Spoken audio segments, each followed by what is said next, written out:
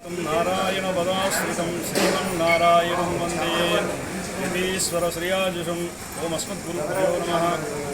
श्री श्री जनश्रीमन्नारायण नामानुचलजी स्वामी मंगलाशासन वరకు వాసుదేవ స్వామి బ్రహ్మోత్సవం 16వ బ్రహ్మోత్సవం చాలా వైభవంగా జరుపుటకు ఆలయ కమిటీ అర్చన స్వామి అందరూ సహకారంతో గ్రామస్తులు కూడా ప్రతి బ్రహ్మోత్సవం కంటే ఒక విలక్షణ వైభవంతో ముందుకు తీసుకెళ్లాలని ఆలోచనతో స్వామి బ్రహ్మోత్సవాలకు ఎటువంటి చిన్నతనం కాకుండా వైభవాన్ని పెంచేటట్టుగా చేయాలని టీవీ మాధ్యమాల ద్వారా ప్రచార మాధ్యమాల ద్వారా ప్రచారం చేస్తూ అద్భుతంగా వైభవంగా ఈ బ్రహ్మోత్సవం జరుగుతుందని నేను ఆశిస్తున్నాను.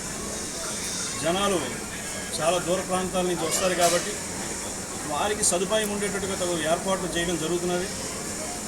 ప్రతి సంవత్సరం మనకి ఇక్కడ ఉండే లోట్లేంటి, వాటిని ఏ విధంగా రెక్టిఫై చేయాలి, వారికి వచ్చే వాళ్ళందరికీ సదుపాయం చేస్తూ దర్శనమే ప్రధాన లక్ష్యం కాదు, స్వామి ప్రసాదం అందరికీ అందాలి, ఇది ఒక లక్ష్యం. మనకి రోజు 10,000 మంది అంటే వచ్చేసరికి వాళ్ళు ఎండలో ఉండి ఒకసారి ప్రసాదం తీసుకోవడం అవుతున్నది. అటువంటివేవి ఈసారి జరగకుండా ఉండేటట్టుగా చక్కగా వాటర్ ప్యూరిఫై సెంటర్ ఒకేసారి 10,000 మంది వచ్చినా మనకి నీళ్లు తాగేటట్టుగా మినరల్ వాటర్ పెట్టాం. ఆ వ్యవస్థ కూడా చక్కగా ఈసారి ఏర్పాటు చేయగలిగాం. దానికి భోజనాలు కావాల్సిన టెంట్లు ఎటువంటి ఇంతకుముందు కొంచెం తక్కువగా చేసేవాళ్ళు ఈసారి దాన్ని కూడా ఏర్పాటు చేశాం.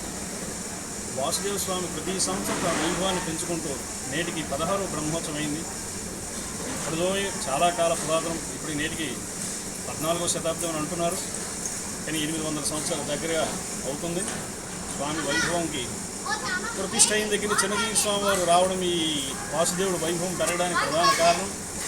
ఆచార్యులు ఏ దేవాలయంకి వెళ్ళినా రామానుజుల వారి కాలం నుంచి వస్తున్న సాంప్రదాయం ఇది.